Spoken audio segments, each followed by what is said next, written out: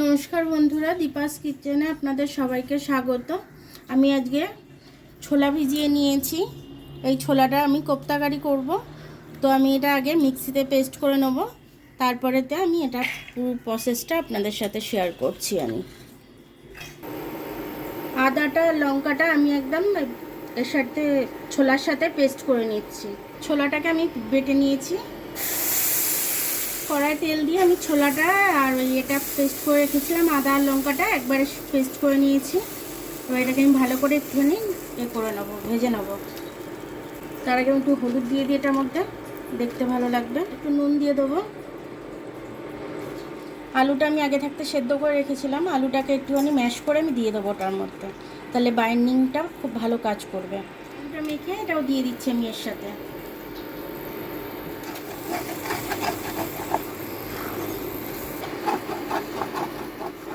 হয়ে গেছে, আমি নামিয়ে নেব। কোপ্তার ভাজাটা হয়ে গেল। কাঁচা ছোলা দিয়ে এটা আলু দিয়ে করে নিলাম। একটা থালার মধ্যে আমি তেল লাগিয়ে নিচ্ছি একটু।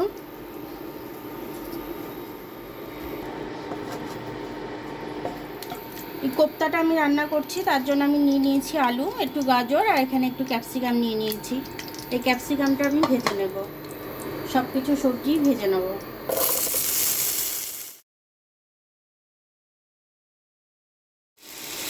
একটু নুন দিয়ে দিলাম। ক্যাপসিকামটা একটু পরেই দেবো, না হলে ক্যাপসিকামটা গলে যাবে একদম। ক্যাপসিকামটা দিয়ে দিচ্ছি। এবারে আমার সবজিটা অর্ধেকটা ভাজা হয়ে গেছে।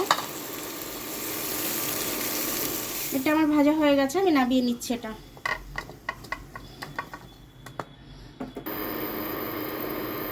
কোপ্তাটা আমি কেটে নিচ্ছি। আপনারা চাইলে যেরকম খুশি কাটতে পারেন। এবারে আমি এগুলোকে ভেজে নেব। এগুলোকে আমি ভেজে নিচ্ছি, এক এক করে প্রত্যেকটা দিয়ে দেবো যতটা কড়াই ধরবে। তো পেঁয়াজ আমি দিয়ে দিলাম, অল্পটা একটু বেটে নেব আমি। এখানে কিছুটা রেখে দিলাম, মিক্সিতে বেটে নেব। পেঁয়াজটা টমেটোটা একটু বেটে নিচ্ছি আমি মিক্সিতে। পেঁয়াজ আর টমেটোর পেস্টটা আমি দিয়ে দিলাম। কোপ্তাগুলো ভাজা হয়ে গেছে, তুলে নিচ্ছি। দিয়ে দিচ্ছি ঝালের জন্য একটু কাশ্মীরি লঙ্কা দিয়ে দিচ্ছি, কালারের জন্য একটু জিরে গুঁড়ো দিয়ে দিচ্ছি। 2 চামচের মতো গুঁড়ো জিরে দিয়ে দিলাম। 2 চামচের মতোই আমি ধনে গুঁড়ো দিয়ে দিলাম। একটু জল দিয়ে দিলাম যাতে মশলাটা না পড়ে। আমি হলুদ গুঁড়োটাও দিয়ে দেবো একবারে। দিয়ে দিচ্ছি আমি স্বাদ অনুযায়ী নুনটা দিয়ে দিলাম। এবারে এই মশলাটা ভালো করে কষে নেব। মশলাটা আমার কষা হয়ে গেছে, আমি এই সবজিটা দিয়ে একটু নেড়ে নেব। জলটা দিয়ে দেবো আমি,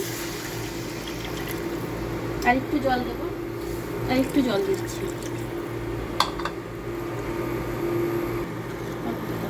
এগুলো দিয়ে দিচ্ছি এক এক করে আমি সব।